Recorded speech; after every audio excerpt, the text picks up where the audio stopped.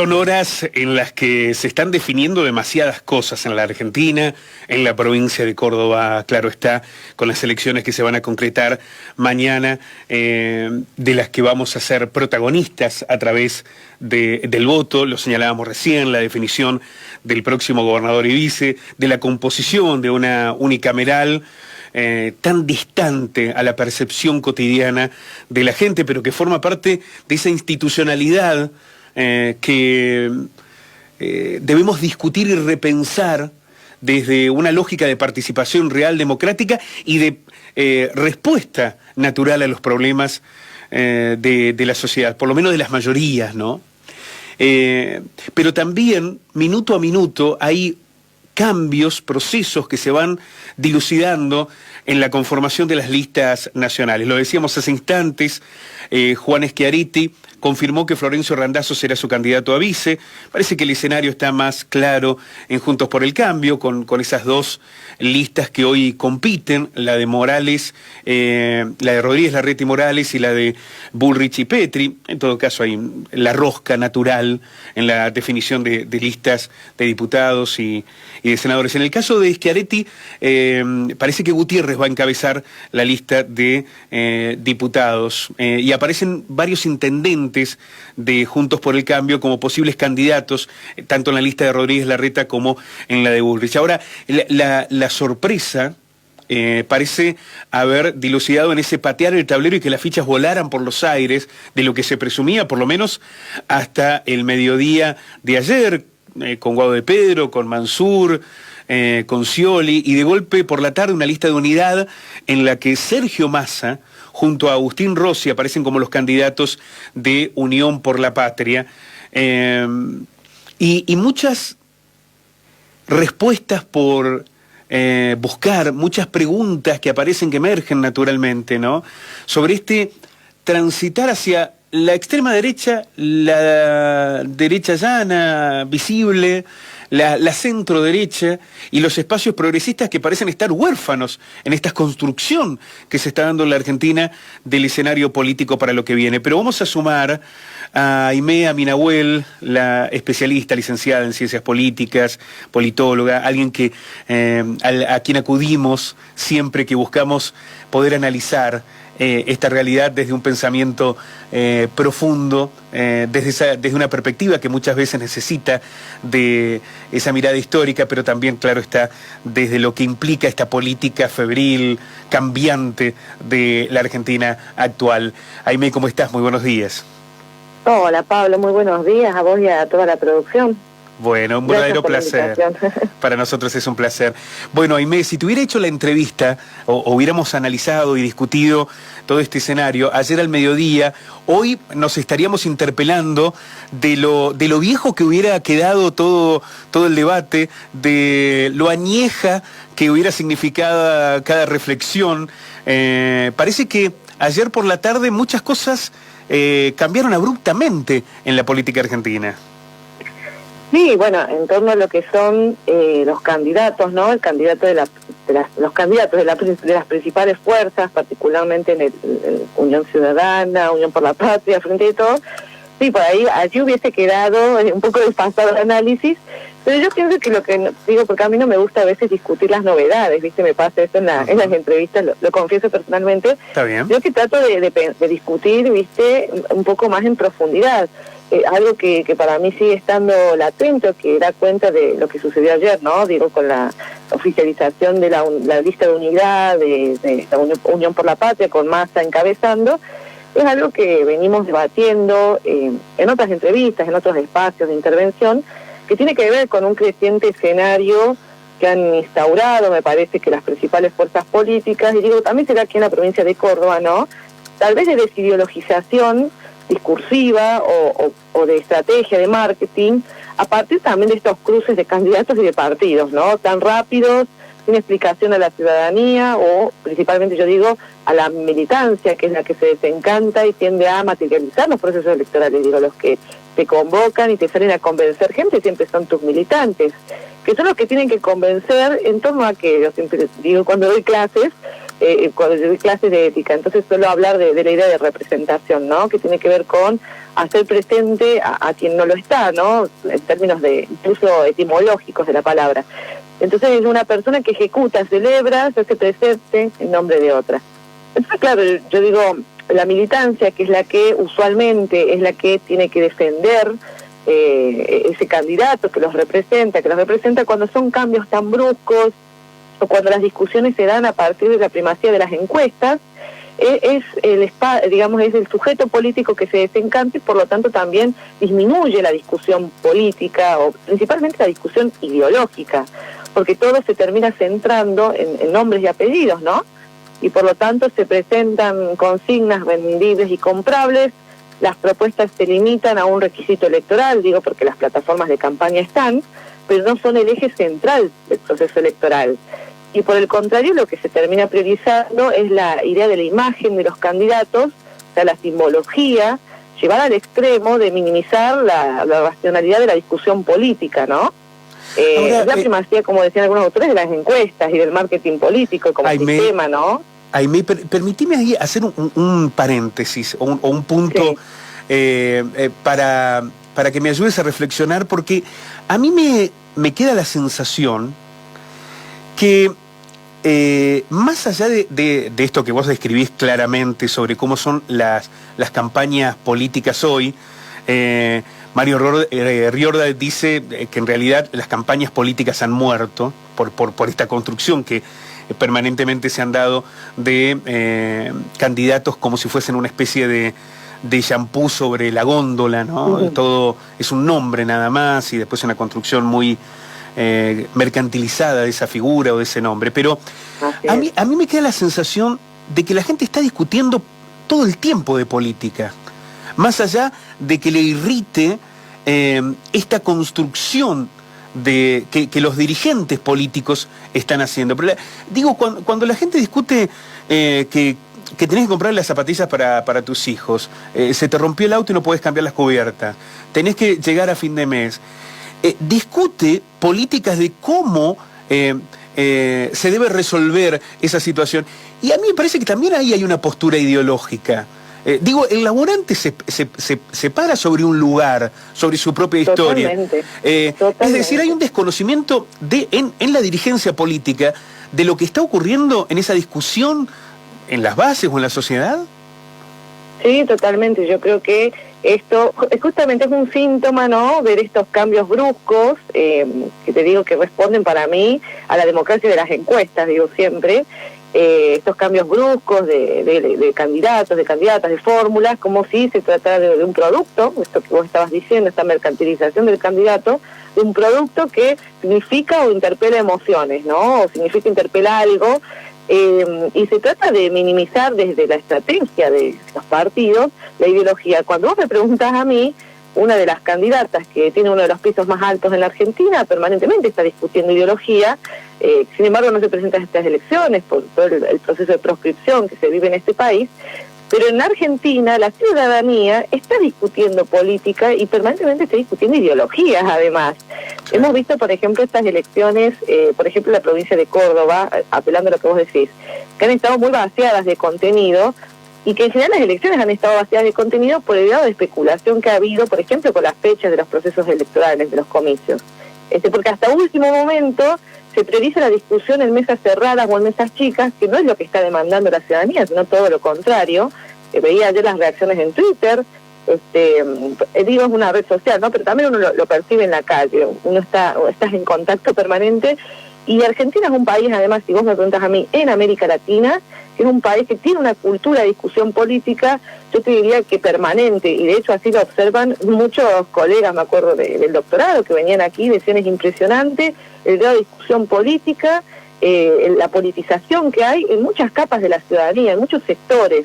Te digo que no interpela solamente a los sectores militantes o afiliados partidarios, sino que el almacenero está discutiendo de política, en las familias los domingos se discute de política y se discute ideológicamente.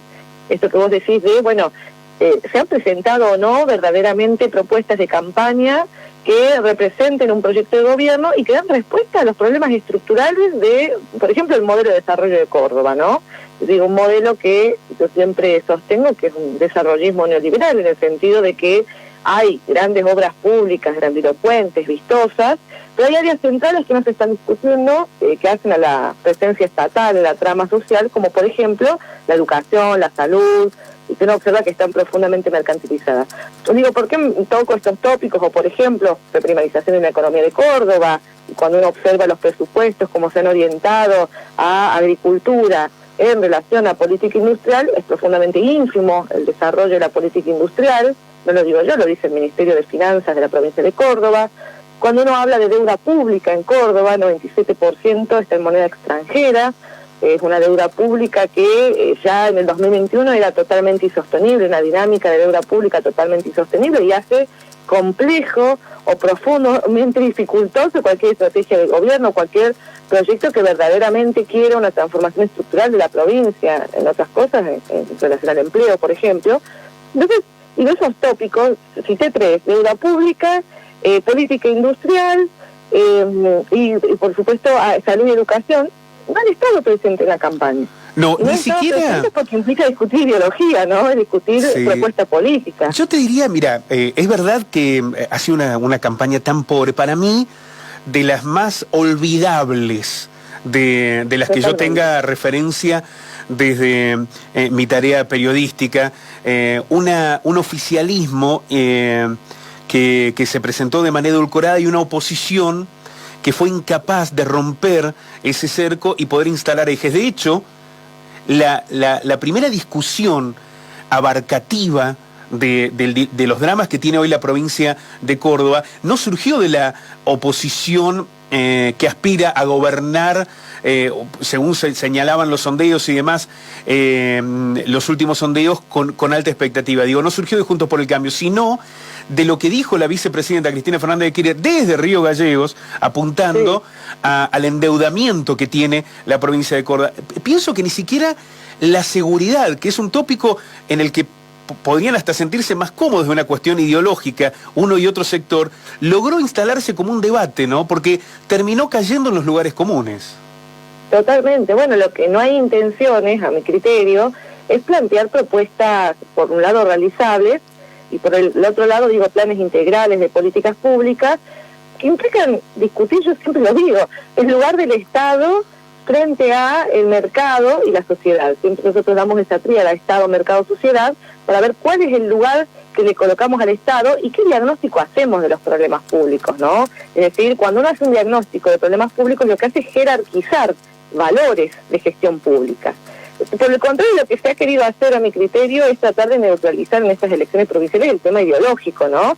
Pero que en el fondo, en realidad, subyace una ideología conservadora que es haber apelado, yo lo he visto en los dos grandes partidos, a cierto chauvinismo cordobesista, excluyente, bastante superficial, y algunos, un poco lo que vos decís, lugares comunes, por ejemplo, en seguridad, pero ninguno de los candidatos quiso hablar de la deuda pública de Córdoba, que hoy es, yo digo, me parece que uno de los tópicos centrales cuando vos planteás un modelo de desarrollo en esta provincia, porque, digo, nadie lo dice, pero es el 97% moneda extranjera. Córdoba es una de las provincias más endeudadas en la Argentina y está endeudada en moneda extranjera. Y ese es un debate que nos tenemos que dar seriamente, ¿no? Como provincia, de dónde vamos a sacar el dinero y máxime pensando que si puede llegar a cambiar o no el gobierno nacional, el Estado nacional, tenemos que ver cuál va a ser la política monetaria a nivel nacional, porque eso le da sustentabilidad o no a un programa político en esta provincia.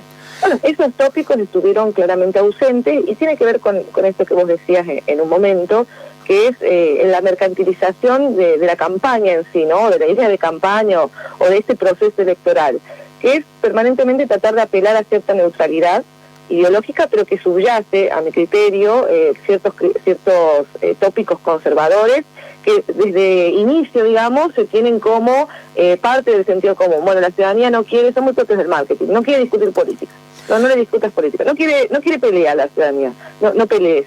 Bueno, y claro, son supuestos del marketing, ¿no? Con sí, los que claro. se paran. Cuando la gente está discutiendo política sistemáticamente, permanentemente está discutiendo política, en cada decisión de su vida, de la vida de sus hijos, de su entorno, al club al que concurren, cuando se reúnen en el barrio, cuando van al bar, están discutiendo la política desde la realidad próxima, desde esa realidad que las condiciona y en las que están buscando precisamente alternativas de solución. Pero quería, Aimé, entendiendo lo que me planteabas inicialmente, de no quedarse con toda esta vorágine de cambios y demás, que además todavía tienen tanta indefinición, pero me da la sensación que cuando hay una búsqueda de quitarle ideología a la discusión de los dirigentes políticos, lo que está escondido detrás es un vuelco hacia la derecha. Y esto es lo que me parece que está dándose no solamente aquí en la provincia, sino también a nivel nacional. Y me quiero quedar con dos frases que escuché en estas últimas horas para que vos me ayudes también a analizarlas. Por un lado, la interpelación de algunos sectores del oficialismo que dicen,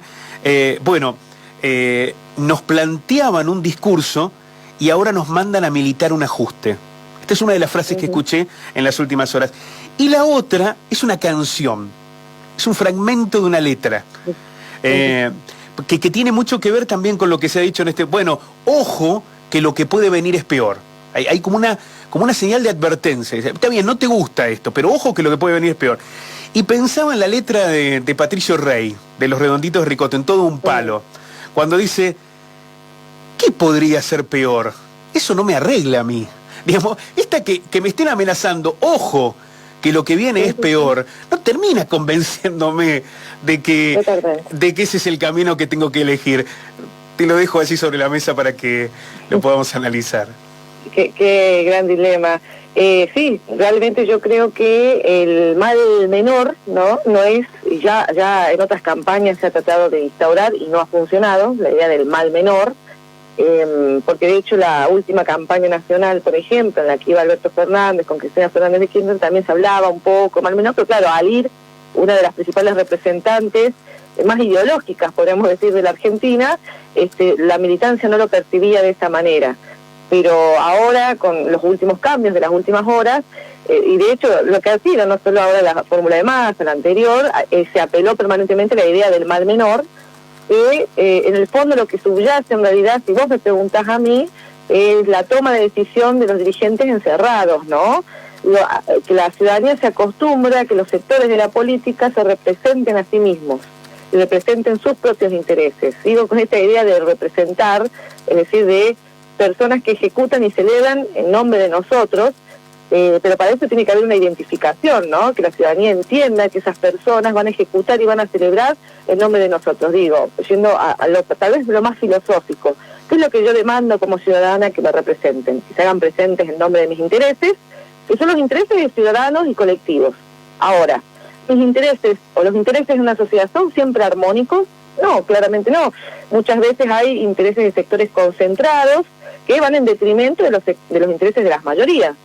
Entonces allí los dirigentes lo que tienen que hacer es jerarquizar problemas públicos para resolverlos en pos del bienestar de la mayoría. Ahora la pregunta es si quienes nos van a representar van a resolver en nombre de mí, que soy docente universitaria, de terciario, en nombre de mi mamá, que es una docente jubilada, en nombre de mi hermana, que es enfermera, se van a resolver por nosotros, por la ciudadanía, van a hacernos presentes en las tomas de decisiones de la cosa pública del Estado, o se van a representar a sí mismos, ¿no?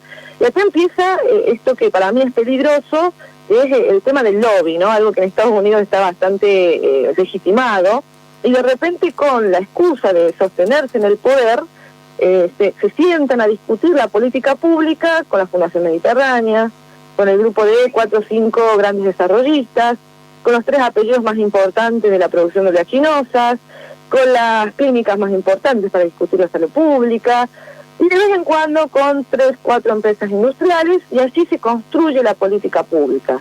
Por supuesto, en favor de los intereses de quién. ¿Quién se hace presente allí? ¿Se hacen presentes las mayorías o se hacen presentes los sectores concentrados que tienen posibilidad de hacer lobby? Entonces, claro, ahí yo es cuando me pregunto, esto que vos estás diciendo de hasta qué punto no se termina girando a cierto conservadurismo el escenario, porque en realidad no estamos discutiendo la idea de representación. Alguien lo dijo en estos últimos días, algunos dirigentes, volvamos a representar a la ciudadanía. ¿Qué es esto que yo digo? Hacer presente los intereses sociales en la discusión y no discutir esta primacía, que yo digo, de la democracia de las encuestas, que en el fondo en realidad tiene que ver con la democracia para que las encuestas logran expresar todo lo que sucede en las calles, y esto no es así, son instrumentos que se usan con determinados intereses, y es la democracia del marketing político en el fondo, ¿no? Que me parece que excluye bastante los problemas reales de la ciudadanía, que está discutiendo política, que quiere de dirigentes que discutan política, pero que no se estaría presentando en el escenario esa discusión. Yo creo que por eso prestaba atención a las intervenciones de Cristina Fernández de Kirchner, que al fin y al cabo ya no se candidatea, ¿no? Y ella sí está queriendo discutir los problemas de la Argentina, está discutiendo la economía monetaria. Bueno, eso es lo que necesitamos la ciudadanía escuchar, cómo van a resolver los problemas públicos y en favor de quiénes. ¿Quiénes van a generar las políticas públicas en Argentina? Aimé, quiero agradecerte muchísimo este análisis. Seguramente te vamos a volver a convocar porque la política tiene muchos capítulos y muchos escenarios y muchos telones todavía por correr, de aquí hasta las PASO de agosto, hasta las elecciones generales de octubre. Habrá que ver, en definitiva, qué pasa mañana en Córdoba y cuál es el día después para también la discusión política e institucional en la provincia. Te mando un abrazo enorme. Un abrazo grande, Pablo, a vos y a toda la producción. Muchas gracias. Un placer. Aimé Aminahuel, la licenciada en Ciencias Políticas, y el análisis de lo que significarán las elecciones mañana en Córdoba, lo que ha sido esta campaña política, para mí, de las más pobres que hemos transitado, desde incluso, ¿no?, la vinculación periodística con lo que ha ocurrido en estos días, pero también de lo que hoy se está definiendo como proyecto de país, como modelo de la Argentina para los próximos años. 10 de la mañana, 1 minuto. Preguntar y sobre todo repreguntar.